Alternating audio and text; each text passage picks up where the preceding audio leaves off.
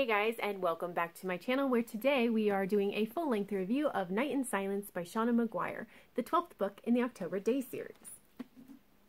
So this review will be broken up into two different sections. The first section is a non-spoilery section. If you haven't read the book, you will be fine to watch it. The second section is a spoilery section. If you have not read this book, and even if you haven't read the books previous to this in the series, you should not watch that section because we are spoiling all the things. So, with that out of the way, let's jump right in. The October Daye series is an adult urban fantasy series that follows our main character of October Daye. And she is half human and half fae, and she is a knight, and she is now a hero for fairy, and she tends to solve really weird problems because she's best suited to solve them. And in this particular book, her daughter has gone missing. Again. And Toby needs to go find her. Again. So, let's just jump right in and talk about that plot. Now, obviously, this plot has been done before. Toby's daughter has been kidnapped before, and I really had a harder time with it previously. This time, though, I thought it was done in a much better way. So, we still get the feelings of panic and guilt and grief that Toby is dealing with in finding out that her daughter is missing again. But it doesn't overwhelm the entire story like we kind of got before. There's so much other stuff going on that like as Toby is trying to find her daughter, she finds clues that lead to other big mysteries that kind of are enthralling to the reader. So even though like we still get that panic from Toby, it's balanced out by the interest of these other mysteries and what is going on. And I found that that balance really made this book just much better. I like when it's realistic, right? So it is very realistic that Toby is panicking and she's feeling guilty and she's got grief and she's got all these feelings going on, but I don't necessarily want to dwell with her on them for the entire book, which is kind of what we got before. So to have other things happening and these mysteries that are being touched on just made it so that we didn't get sucked under with Toby. So I very, very much appreciated that, and I thought that this story in general was really well done. I did not love the villain, but other than that, I think even the villain was pretty understandable, even if it wasn't my favorite choice. So I think that the story was very, very well done. Next, let's talk about world building. So we are far enough in the series, this is book 12, that the world really has been built up. And so a lot of the world building that takes place is more like additional information about like other kingdoms in fairy, or history, or more context, or like backstory about specific characters, which is like sort of also history, right? But now we have been adding in this other element that because this is book 12 in this series, within this universe, multiple years have passed. So Toby, who is a wrecking ball and just causes utter chaos in her, like she leaves utter chaos behind her, there are now real and very large consequences to some of the actions she took earlier in the series. And I think that exploration is really interesting as well. And we got more of that in this particular book. We got bits of everything in this book with all of that other kind of world building, but I really liked seeing the very real, very interesting consequences of Toby's actions from the previous books. It was just really interesting and very well done. And I think that Seanan McGuire does strike a really nice balance between all the different types of world building. So there is something kind of for everyone. And just generally, this world is very well thought out and feels very, very real. So I loved that part too. Next, let's talk about the characters and their development. So this book had some character development, it had some relationship development, but really this is about Toby and her family. The found family, the biological family, people who used to be family but are no longer. It's all family all the time. And there was some relationship building. Like, we did get a little bit between Toby and her daughter, but there wasn't a ton of it. It was touching on a lot of different things, but it was much more about finding out some really big information that is going to have a huge impact on Toby and to some extent Toby's family. And it's really setting up for more character development and relationship development down the line, rather than actually having a ton of character development done in this particular book. And while I generally like there to be a little bit more development and a little bit more stuff going on with the characters and the relationships, I really do understand why that choice was made, and I accept it. And I know that we'll get more development later on that's dealing with a lot of this information that was revealed. So less development, but it's okay in the grand scheme of the entire series. Writing style continues to be excellent. If you have been reading this series up until this point, it is more of the same. So if you like it, you'll like it. If you don't, you won't. And so, yeah, I find that Seanan McGuire has a really nice, easy to read writing style, and I really appreciate it.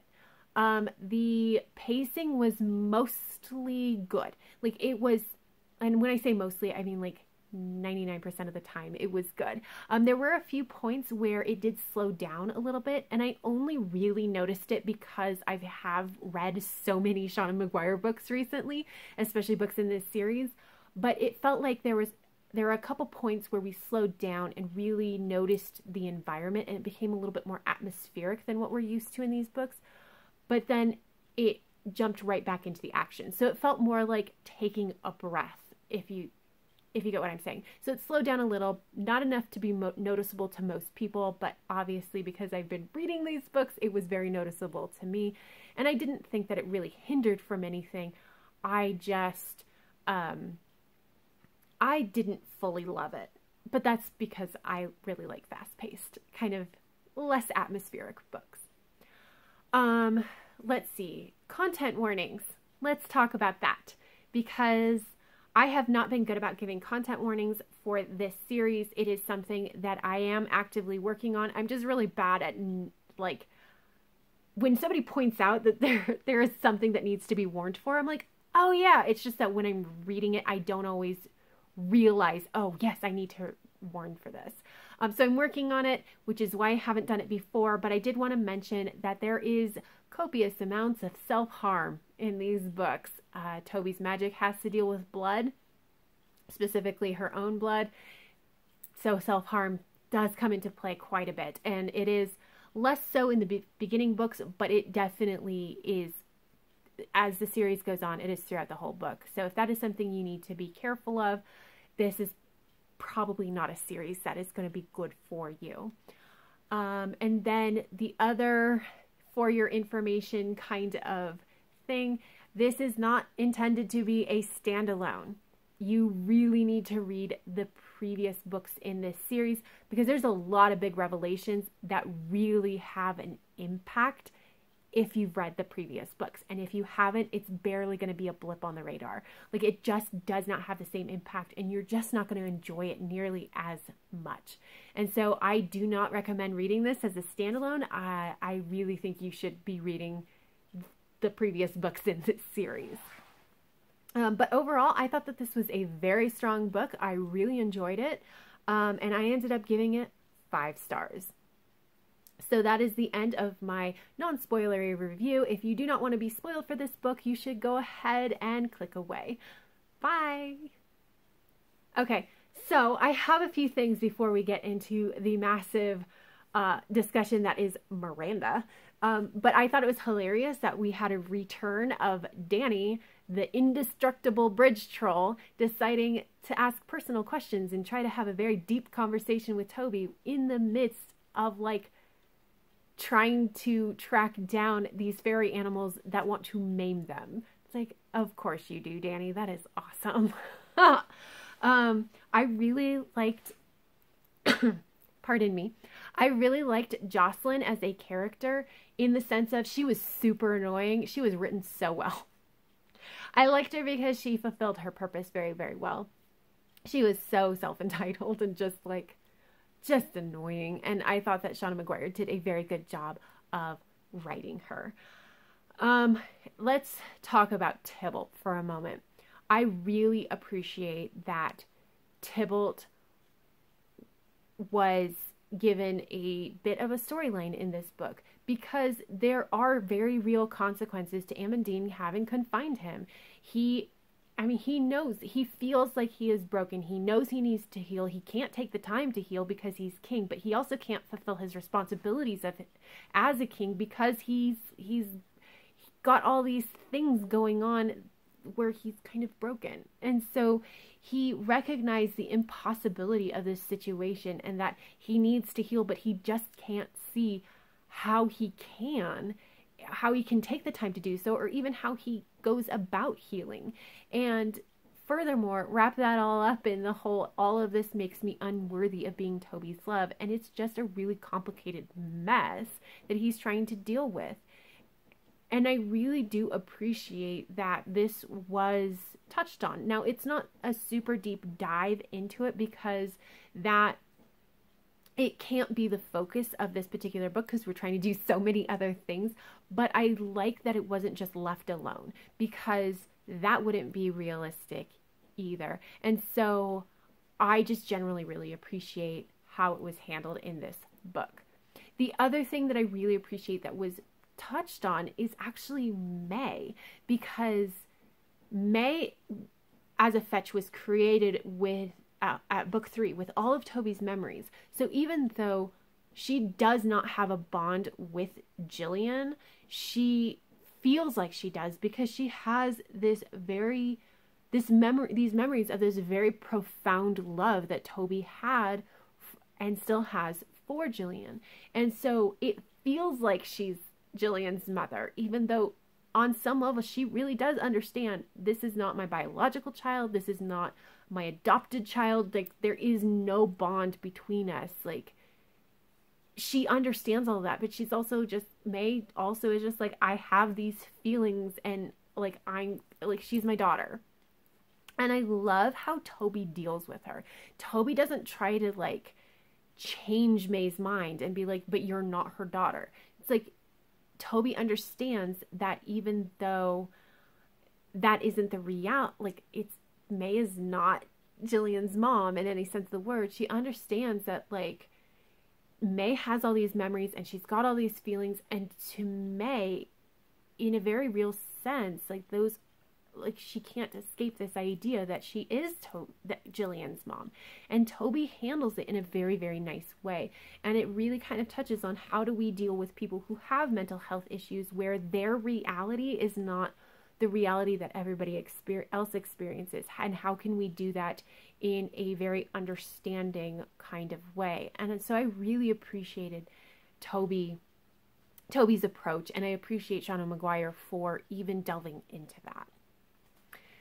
So let's talk about Miranda. Miranda is Janet, and Janet is a horrible person who broke Fairy. So this is the big reveal that we have been building up to. Like, I know that my first big clue that I picked up on was way back in book 3 when we found out that Amandine, as a lullaby, used to sing the Ballad of Tam Lin, which is like kind of a terrible thing to sing to your child because it was about this human woman breaking Fairy, right? Like, this is a terrible song to sing until we find out, oh, like Amandine is literally singing the song that was written about her mother. And so it was just like, oh. So when I read book 3, it was like, oh my gosh. And so we've had all of these clues, and there's so much now that's been put into context, and especially like the Lushak, what the Lushak says all the time. And so it was really interesting to be like, oh, Miranda is Janet. Janet is Toby's grandmother. Janet also broke Fairy, and like how all the different Fae treat Toby and Amandine. It makes so much more sense now. And so I found that to be really interesting. Miranda as a character was also incredibly interesting because she clearly just doesn't seem to understand the impact that her decision had on the entire culture of fairy. Like, she doesn't seem to really understand how profoundly she broke fairy, because like she constantly goes back to this, well, I was young and stupid kind of idea. And it's like, okay, yeah, you were young and stupid, but at the same time, your actions literally broke an entire people. They are still trying to pick up the pieces, and there's still a lot of stuff that can't be fixed because you broke it. Like, and she doesn't really seem to get that. She seems to think that she should have some level of forgiveness because she was young and stupid. And it's like, you can forgive and forget when people are young and stupid when they don't like break an entire culture. There is a line, and you crossed it. Yes, it's unfortunate that you did, and everybody would rather you hadn't, but like, you don't get absolved of your guilt just because like you think you should. And that's the other thing, is she very much has this air of, haven't I suffered enough? That I found incredibly irritating. She was basically just like, I was a pariah. Well, yeah, no crap. Like, you broke everything. Like, you shouldn't be asking for understanding from the people that you wronged. Like, that's not how that works. You can't, like, you can hope for forgiveness, but you should keep that hope to yourself, number one. And number two, you should never expect it, because you, like, again, Janet broke fairy in such a profound way that a majority of fairy is never going to forgive her, even if they can eventually fix it. And so overall, I just thought that she was just, maturity wise, Janet was terrible, and I did not like her, and I thought she was very, very realistic. But I actually thought the most interesting interaction with Miranda / Janet actually came in the short story at the end. Now, if you read this on audio, you probably didn't get this short story, but it was about Jillian and her becoming this Selkie. And she has this conversation with Miranda, and it comes out that Miranda knew that Toby wasn't just a deadbeat mom, that Toby couldn't come back, and she just kept this information from Jillian, and Jillian does not pull punches. She lets Miranda have it and saying, like, you did the wrong thing. But the most interesting jab that she makes at Miranda is at the very end, where Jillian tells Miranda, yes, you are my mom, and nobody can take that away from you, but maybe you took that away from somebody else. And I feel like if anything is going to get through to Miranda on the consequences of her own actions, it's going to be that statement from Jillian, because she clearly doesn't understand it about fairy, but having that very personal connection and having to deal with those very personal consequences with her daughter,